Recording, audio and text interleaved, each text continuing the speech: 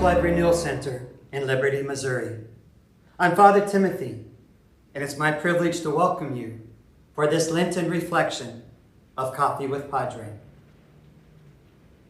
For the past few years, as Lent rolled around, I often thought how great it would be to create a new banner for the church.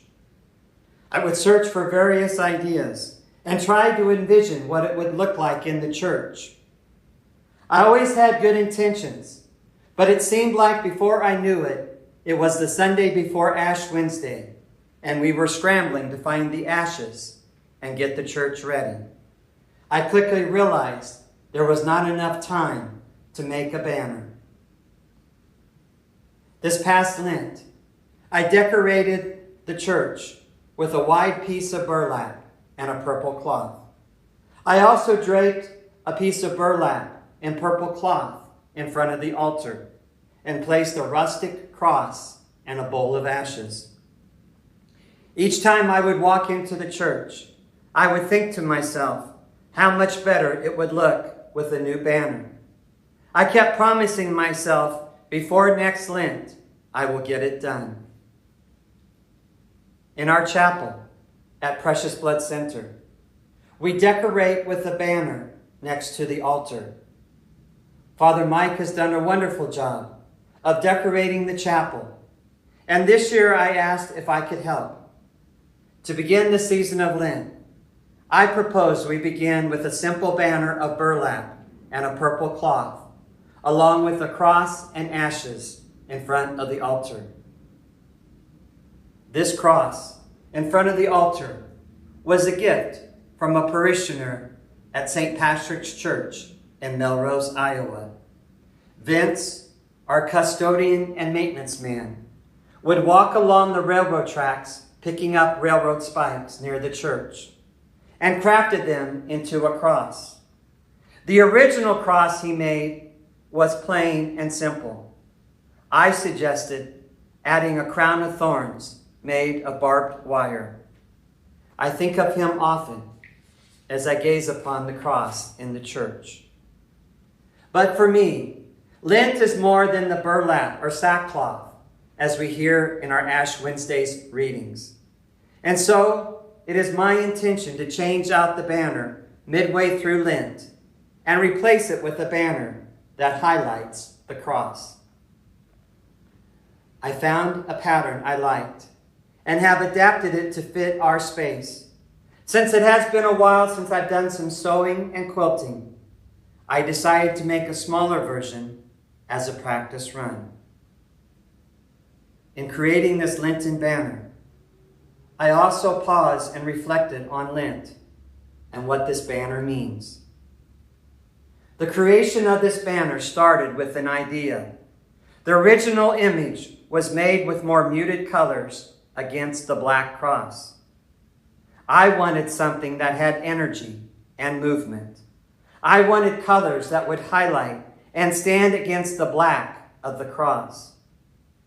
I dug into my stash and found various shades of blacks and purples. Before I could start cutting the fabric, I needed to figure out the size. Oh, those days of math class and algebra came back to haunt me as I did the math and figured out the ratios in getting the proportions to lay out properly. A popular size of quilting strips to work with are 2.5-inch strips, which when pieced together make a 2-inch strip. I did all the math to figure out that I could use 3 strips per section and build the banner that way. Once I had the math and the dimensions figured out, it was back to the fabric stash. And so that I had a pattern to work with, I created this yellow and black paper pattern. It has all my dimensions marked on it, including that 1/2 inch that I almost forgot about and allowing for seam. And so once I got the pattern and all the pieces cut, it was time to start assembly.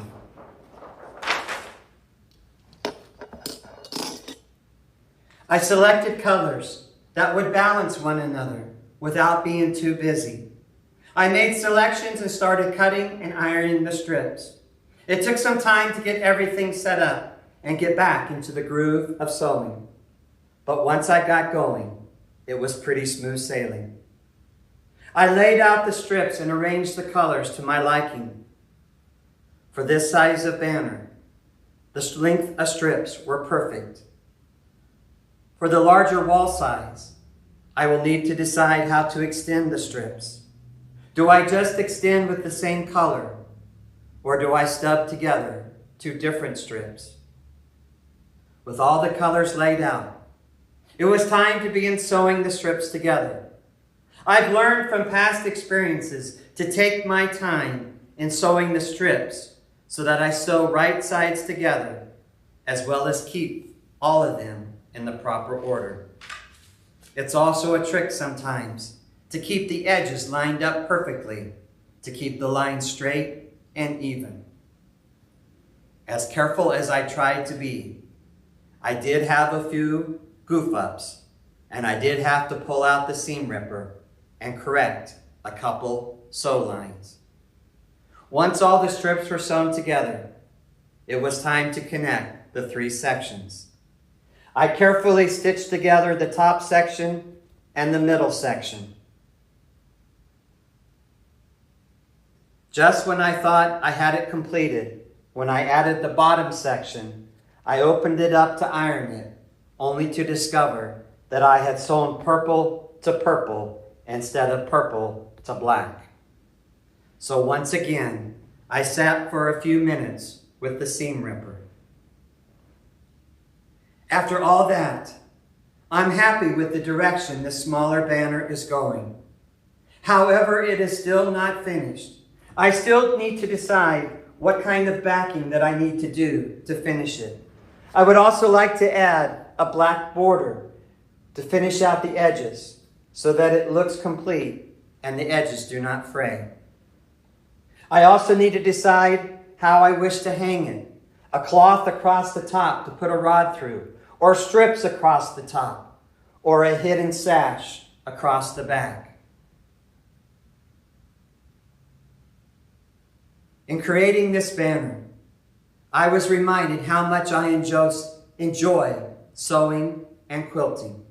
How much I enjoy picking the colors, cutting and ironing, and watching the creation come together. I don't claim to be an expert, and anyone watching this video might have a suggestion or two about how I might do something better or different. For me, each project is a learning process. It's a chance to learn a new technique or better myself. It's also a chance to learn if that was a good technique or don't even try that project again. This banner tells the story of Lent, the cross, the various shades of purples and blacks. The cross, once a symbol of death and torture, becomes a way of life for those who believe.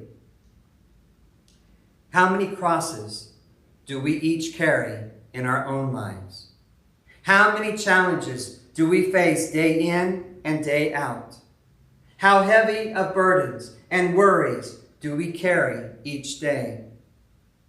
Where do we find the courage to face each cross, each challenge? Where do we find the strength to help lift the burdens and challenges of others? The shades of black and gray that make the cross. There is life within and energy. Sometimes we might feel that solid black is the end, no hope left, a color that drains all life away. The hints of gray in the black reminds me there is still hope. There is still energy there to tackle life. The shades of purple speak of penitence and preparation, royalty, authority, spiritual insight. Purple is the color of Lent, a season of penance and reflection, because it symbolizes royalty, suffering, and repentance, mirroring both Jesus' kingship and his suffering for humanity, as well as our own need for penance and forgiveness. During the season of Lent, we are called to reflect on our sins, turn to God, and prepare for the celebration of Easter. The color purple serves as a visual reminder of this spiritual journey. I chose the various shades and styles of purples to be mindful we are all on a journey. There is movement within our bodies and our hearts. Lent is not a time to sit and be still, but to be alive and move and live. We know we struggle and fail at times, but we are also given second chances and a chance to make things right. Even in the creation process, the banner tells the story of Lent, choosing the design and the colors, deciding if it looks right or does something need to be ripped apart and redone. Being lost in that creative mode and enter into God's time, not having to watch the clock, but just being in the moment. And at this time, I will set aside this smaller banner to work on the larger wall size. Hopefully, with this practice run, the second one will be easier. Where do we stand in our Lenten journey? Have we entered into this season of Lent, or because we have been here before, it's no big deal? Are we just looking around, admiring the view, or are we taking note of right and wrong, seeing things that need our attention? Are we working to make changes, or just letting things slide? Are we working to draw closer to God and be in God's time? Or are we busy running around doing whatever? May we take note of our Lenten journey and enter more fully into this season. I invite you to join me next time as I share my next creation. I look forward to sharing the completed wall-size banner as we continue this season of Lent. Until we meet again, Happy Lent.